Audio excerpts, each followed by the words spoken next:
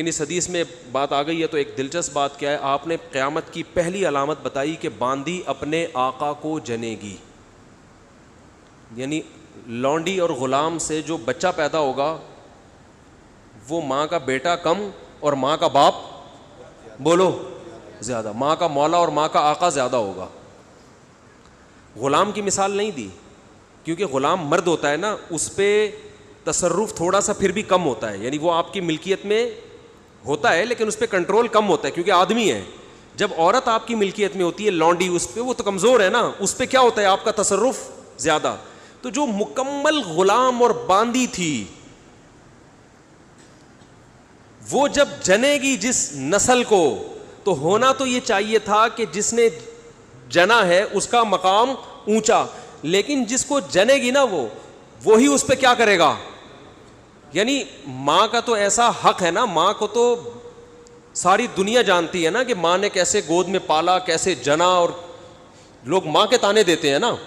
حضرت موسیٰ علیہ الصلاۃ والسلام نے جب حضرت ہارون کی داڑھی پکڑ کے کھینچی ہے نا, جب حضرت موسیٰ علیہ السلام کوہ طور پہ گئے تورات لینے, پیچھے بنی اسرائیل نے بچھڑے کی عبادت شروع کر دی. ہارون علیہ السلام کو نگران بنا کے گئے تھے کہ ذرا ان کی حفاظت کرنا, بڑے نالائق لوگ ہیں, دائیں بائیں نہ ہو جائیں.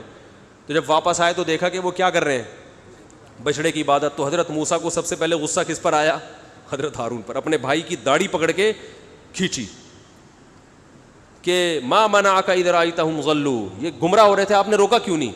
تو حضرت ہارون نے کیا کہا, باپ کا واسطہ نہیں دیا بلکہ ماں کا. لا یبن اماں, اے میری اماں کے بیٹے, اے میری ماں کے بیٹے, کیونکہ یہ رشتہ فوراً سمجھ میں آتا ہے. ماں کا واسطہ کیونکہ محبت کی علامت ہے نا. ابا جو ہے نا وہ تربیت کے لیے اللہ نے بنائے, وہ محبت زیادہ ابا سے امیدیں نہیں لگایا کریں. ابا کی ایک الگ ویلیو ہے, محبت بہت زیادہ کرتے ہیں ابا, لیکن وہ جتلاتے نہیں ہیں. وہ کہہ رہے ہیں تمیز سے زیادہ لاڈ پیار دکھاؤ گے نا ابا, یہ ہو گیا تمیز سے بیٹھ وہاں جا کے آرام سے, ٹھیک ہے نا, جو بات ہے ادب تمیز. ماؤں کو زیادہ ادب تمیز نہیں, ماؤں کو لاڈ چاہیے ہوتے ہیں. تو اس لیے ابا محبت تو بہت کرتے ہیں لیکن وہ آسانی سے سمجھ میں نہیں آتی کیونکہ تعظیم اس پہ غالب ہوتی ہے. اماں کی محبت 2 منٹ میں سمجھ میں آ جاتی ہے. تو جب بھی واسطہ دیا جاتا ہے کس کا, اماں کا, تو حضرت ہارون بھی واسطہ کس کا دے رہے ہیں کہ بھائی ایک ہی ماں کے ہم دونوں اولاد ہیں, آپ اتنی سختی تو نہ کریں نا, ماں کا واسطہ دے رہا ہوں آپ کو, یبن اماں, اے میری اماں کے بیٹے. تو ماں جو اتنا قریبی رشتہ ہے, جس کی محبت سب کو سمجھ میں آتی ہے, اس کو غلام بنا لینا تو یہ کھوپڑی میں آنے والی بات نہیں ہے. لیکن حدیث میں کیا آتا ہے, قرب قیامت میں بیٹا کیا ہوگا, ماں پہ حکومت کرے گا, بیٹا ماں پہ حکومت کرے گا.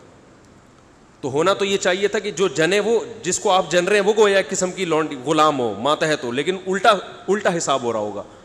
تو یہ بھی پتہ چل رہا ہے کہ ادب مارکیٹ سے کیا ہونا شروع ہو جائے گا, شارٹ. مطلب حدیث کا یہی ہے کہ چھوٹے جو ہے نا وہ بڑوں کی جگہ ہو جائیں گے اور بڑے, اور یہ خدا کی قسم آج اپنی آنکھوں سے میں دیکھ رہا ہوں, زیادہ تر لبرل لوگوں کے گھروں میں دیکھ رہا ہوں, دیندار گھروں میں کم.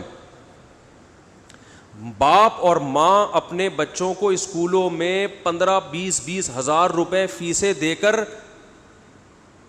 بدتمیز بنا رہے ہیں باقاعدہ پیسوں کے ذریعے. یعنی اسکولوں میں پڑھا رہے ہیں, ماڈرن اسکول ہیں, اور بہت ہی ماڈرن قسم کے اسکول جن میں مذہب نہیں ہے, بچہ انگلش بہت اچھی بول لیتا ہے, اور ٹھیک ٹھاک فیسیں دے کے کیا کر رہے ہیں, اپنی نافرمانی پیسے دے کے سکھا رہے ہیں. آج بھی میرے پاس ایک کیس آیا,